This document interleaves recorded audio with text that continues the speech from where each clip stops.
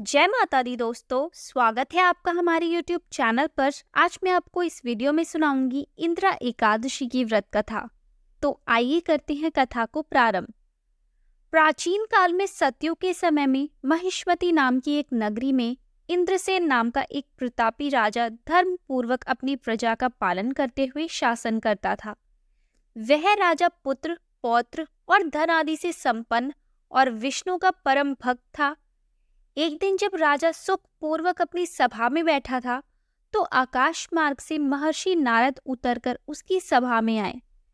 राजा उन्हें देखते ही हाथ जोड़कर खड़ा हो गया और विधि पूर्वक आसन व अर्घ्य देने लगा।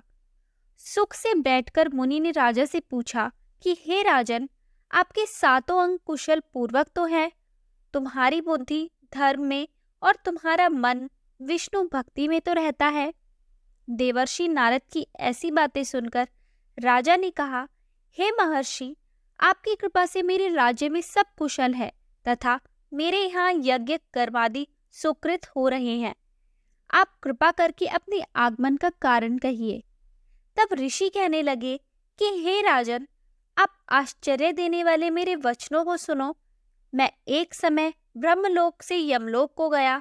वहां श्रद्धा पूर्वक यमराज से पूजित होकर मैंने धर्मशील और सत्यवान धर्मराज की प्रशंसा की।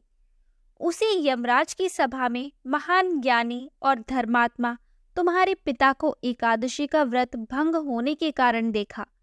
उन्होंने संदेशा दिया, सो मैं तुम्हें कहता हूँ। उन्होंने कहा कि पूर्व जन्म में कोई विघ्न हो जाने के कारण मैं यमराज के निकट रह रहा हूँ।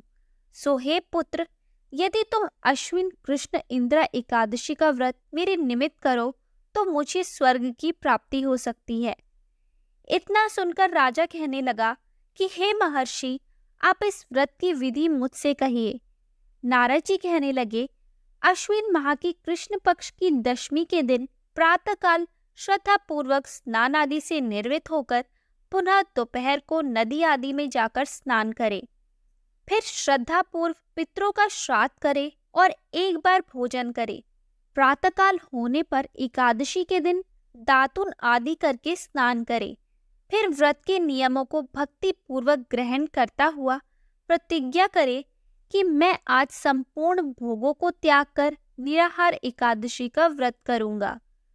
हे अच्युत, हे पुंडरीकाक्ष, मैं आपकी शरण में हूँ, आप मेरी रक्षा कीजिए।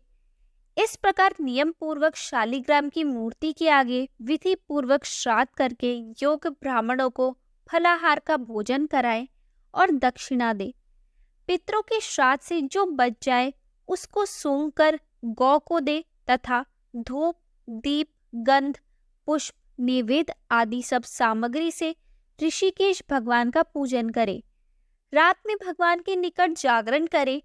इसके पश्चात द्वादशी के दिन प्रातःकाल होने पर भगवान का पूजन करके ब्राह्मणों को भोजन कराए। भाई, बंधुओं, स्त्री और पुत्र सहित आप भी मौन होकर भोजन करें।